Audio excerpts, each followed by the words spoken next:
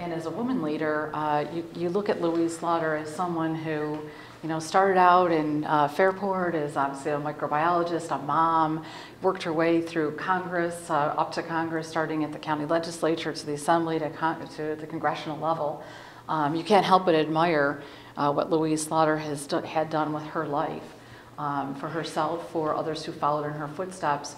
Certainly as a female, I admired what Louise Slaughter was able to accomplish. But I'll tell you what, as any leader in this community, man or woman, you looked at Louise Slaughter and you said, that woman knows how to get things done. She was a leader who got things done, and a good friend to Monroe County. Certainly her passing is a tremendous loss for everybody in this community. We're really people first, and she never forgot that, first and foremost, for people helping people. And that's the thing I loved most about her. Whether you were on the same side of the issue as her or a different side of the issue, she always remembered that service to the people was always first and foremost.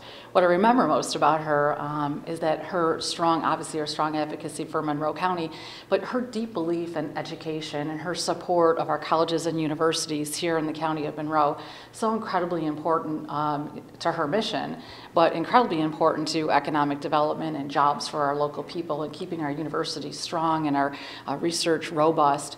That really is the starting point for lots of companies that started here in Monroe County. And Louise stood by those colleges and universities and dedication to education and research every day of her life, and we're incredibly grateful for her contributions. So Louise always stood true to her principles. There's no question about that, and you always knew that. She was a fighter.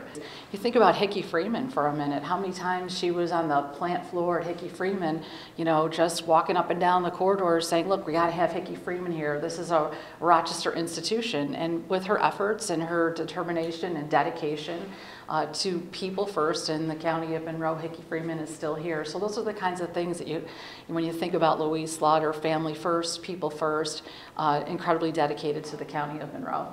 Louise was everybody's friend.